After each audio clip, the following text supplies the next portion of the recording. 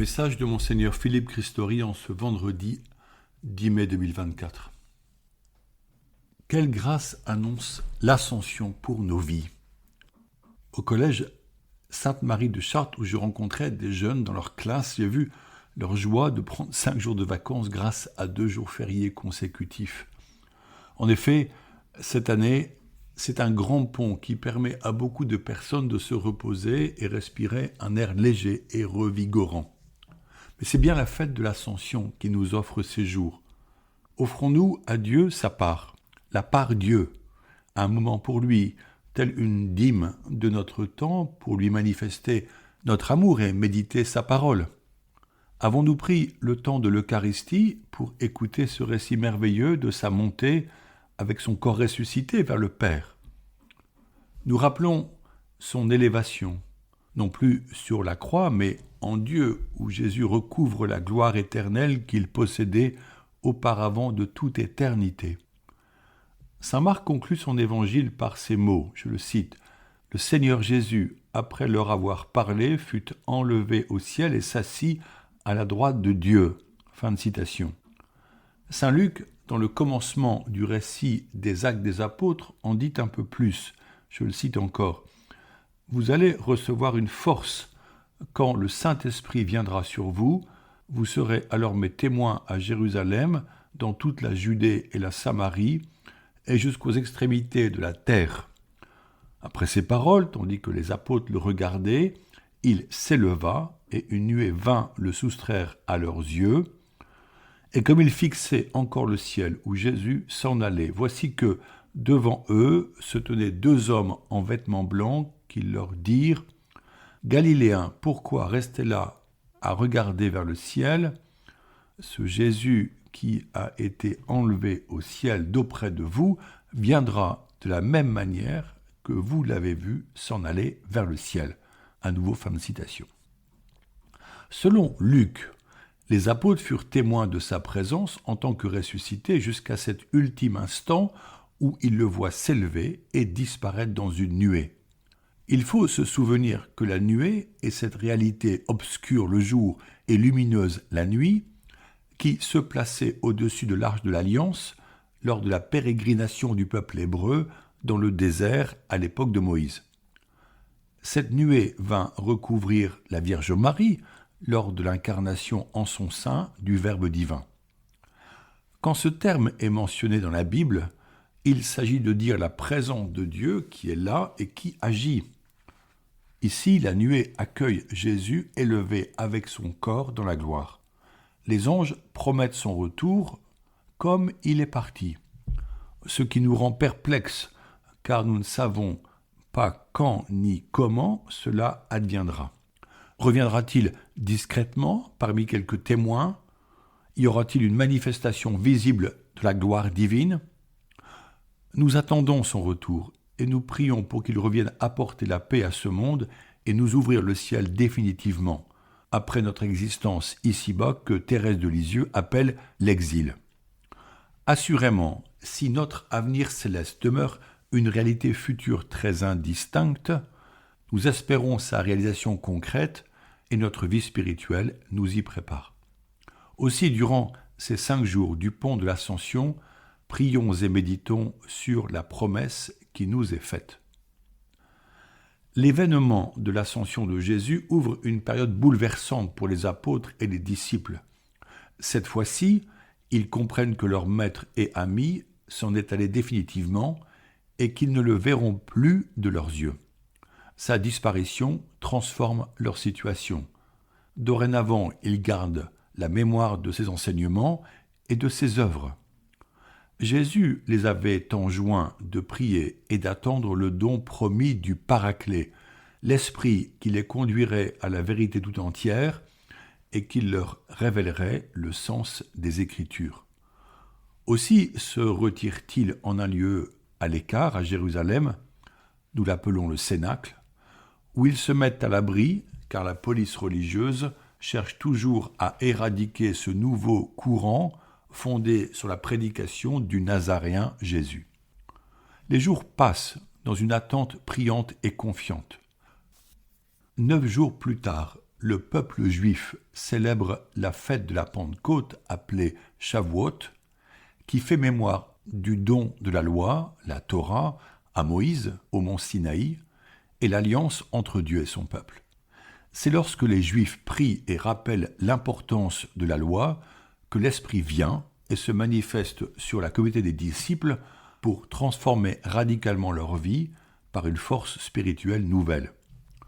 Ainsi vont-ils répondre aux demandes de Jésus et commencer la mission vers leurs frères juifs, puis vers les Romains païens, ce que dit encore saint Marc, je cite l'Évangile.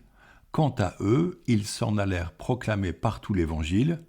Le Seigneur travaillait avec eux et confirmait la parole par les signes qui l'accompagnaient. Fin de citation. Il est important de comprendre le lien entre la loi, ou la parole, et la venue de l'Esprit. Quand Pierre annonce la parole à Corneille et sa famille, c'est alors que l'Esprit Saint vient sur eux et les convertit. L'Esprit parle au nom de Dieu en utilisant la parole. Quand un fidèle médite les textes sacrés, la vitalité de la parole le dispose à recevoir la lumière de la révélation, elle l'inspire et le guide. Éclairée par l'Esprit, la parole se fait nourriture dans la vie du disciple. Elle le nourrit et le rassasie. Elle devient sa vie et sa source pour œuvrer. Elle nous dévoile Jésus. Dans les mains du croyant, Paul place le glaive de l'Esprit en affirmant qu'il s'agit de la parole. Ainsi, tout disciple est-il armé pour affronter tentations et esprits mauvais, pour répondre aux contradicteurs, pour encourager les faibles et les affligés.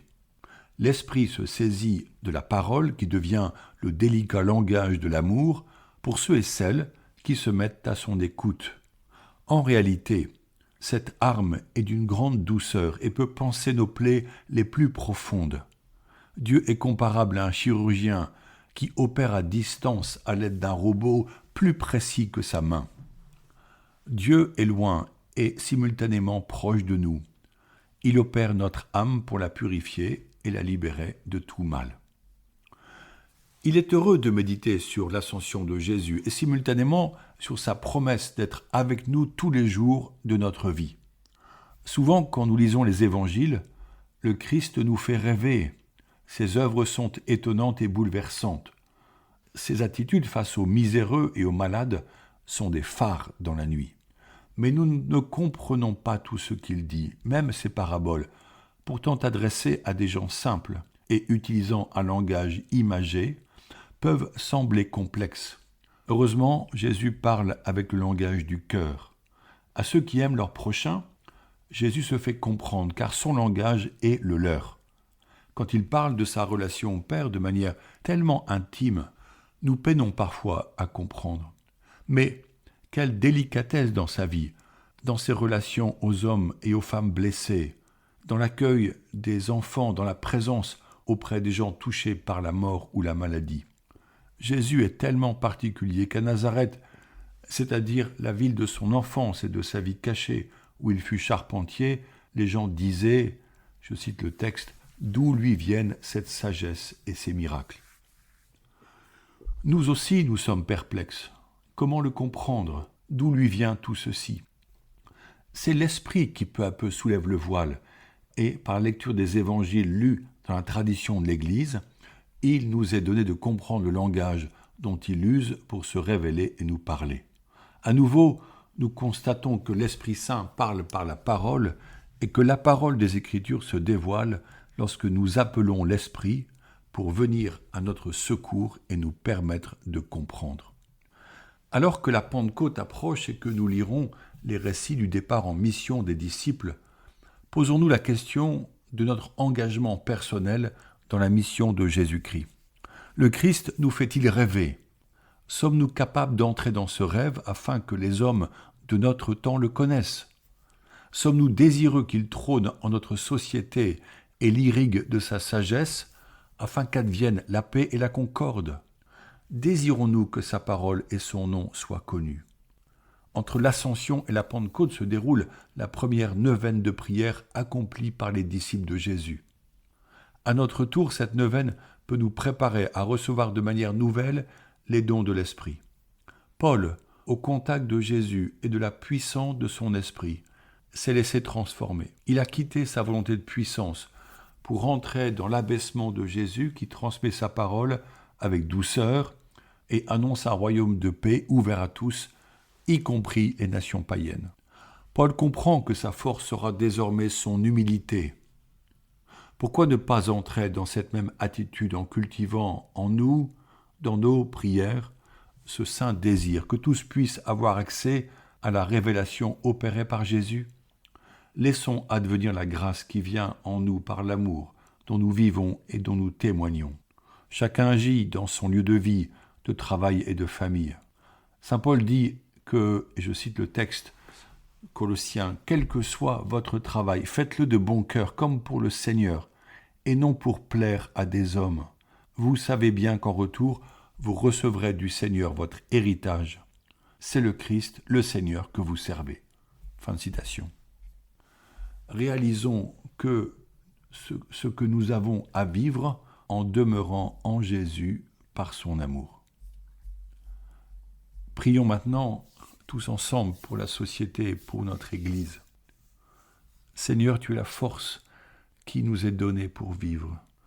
Permets que nous demeurions unis à toi durant ces jours de ton ascension en vue de la Pentecôte et de la venue du Saint-Esprit consolateur. Donne la puissance de ton esprit à ceux et celles qui sont affligés.